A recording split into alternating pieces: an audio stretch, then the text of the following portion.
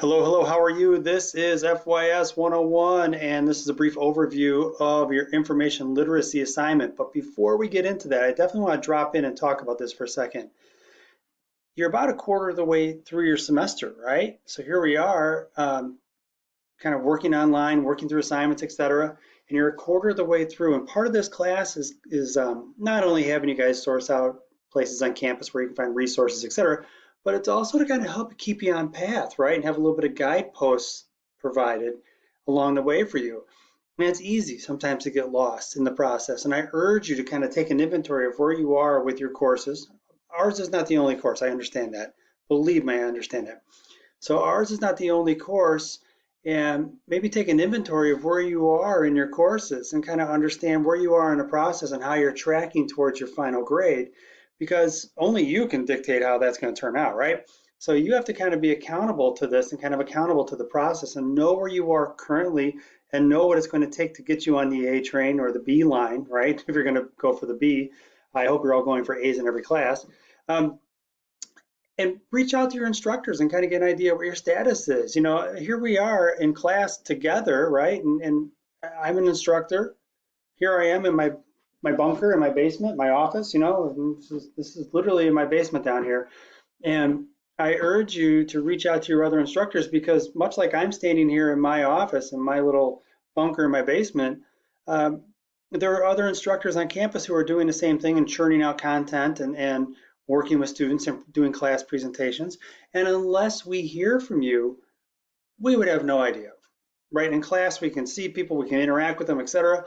But in this kind of virtual, sterile environment, I would 100% urge you to reach out and be proactive in reaching out to your instructors and just have an understanding of where you are in the process, and don't let anything kind of go unturned or forgotten, because that could be the difference, right? And it's way easier to course correct now than it is 1 week out from the end of the term. You get to 1 week out from the end of the term and you have 5 assignments, big assignments that are due, and you're doing that for 3 different classes, you're sunk. So I would urge you not to do that. Stay on top of your assignments on your coursework. And I know I brought this up either in passing or maybe in a presentation before. You know, every single point counts. And I've had people get an A in one of my classes because they had 90.03%. They did one extra assignment and they did the one question instead of letting it go and saying, oh, the heck with it. They answered that question and got it right. And that was the difference between a B and an A. And I always talk about this, you know, in the academic world, right?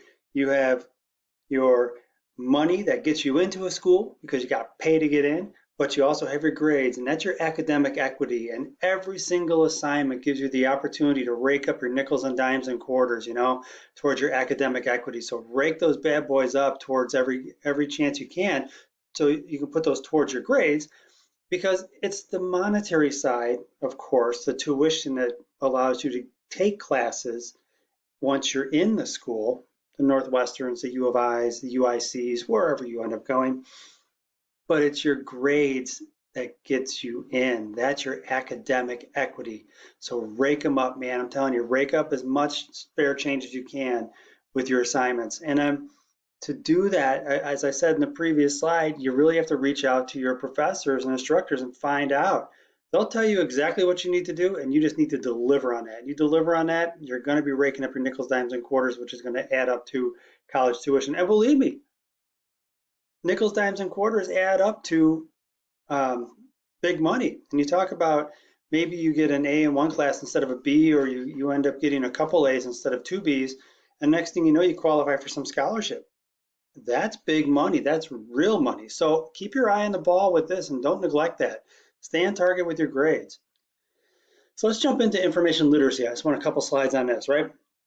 And libraries have really evolved over decades, quite honestly, with information. And libraries are kind of stodgy and boring when you first look at them, but really when you kind of evaluate what's going on, they are information technology hubs, man. They got a lot going on in terms of resources, and it's foolish not to utilize those. And so when you look in the library over at Harper, and as any library, you're talking about people who might have a doctorate in research science. And Boy, I'll tell you, you bring a question to them where you're trying to find something in particular, where you're trying to cross-reference two different populations for maybe a, a study you're doing, they're going to have a pretty good idea, if not the exact source, at least how to point you in the right direction.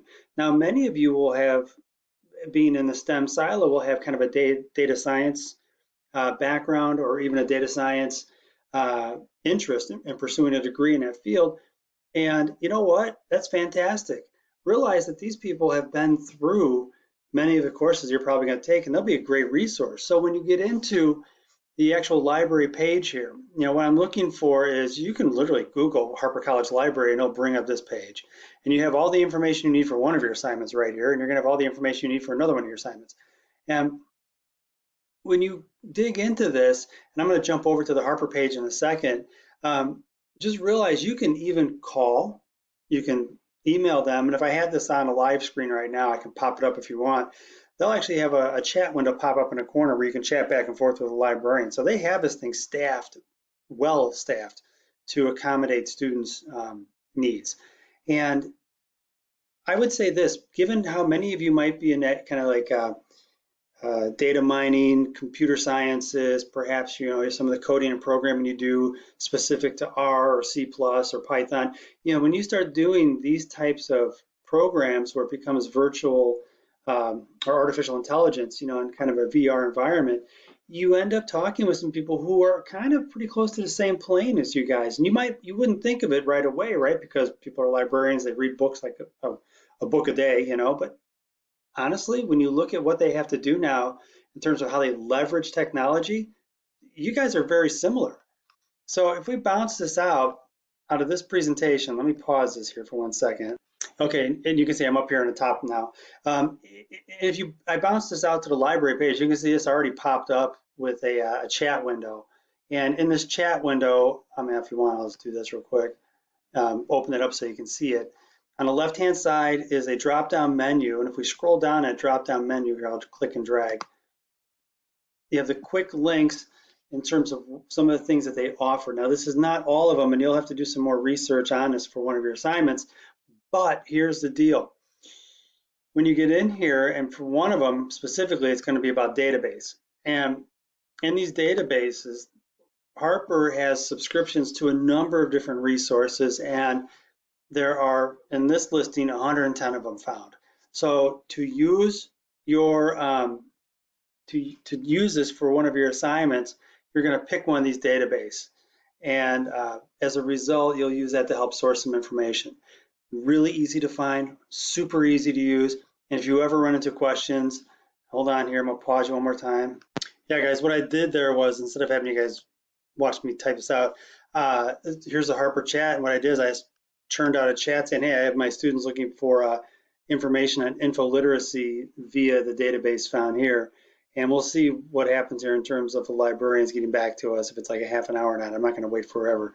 But use them as a resource and use them as a way to kind of source information. And even if it's like an English 101 course or if an exercise physiology course, whatever it is, you know, these folks are here and they certainly enjoy their work. I mean, any experience I've had with them, they're fantastic at what they do, and they've been nothing but super helpful with me. So to that end, I'm going to hop off here. I'm not going to take more than 9 minutes of your time to get this one done because I have another presentation I have to do on Focus 2. All right, guys? Whoa, hold on. I'm going to pause this. And I said, whoa, because Christine actually got back to me, you can see, in a pretty timely manner, and just let her know, yeah, I'm recording this for my students. And she's now sending something back to me. So, you know, this is not like anything that's new to you guys, but kind of giving you the point that here we are, I'm recording this at about 12 noon, you know, right in the middle of the day. And to the end, they have people on staff and ready to go. So you ever have questions, you have issues, you have to do some research, these are the people to source out. Got it, guys? Now I'm signing off. Have a great one and be on the lookout for my Focus 2 presentation. Bye.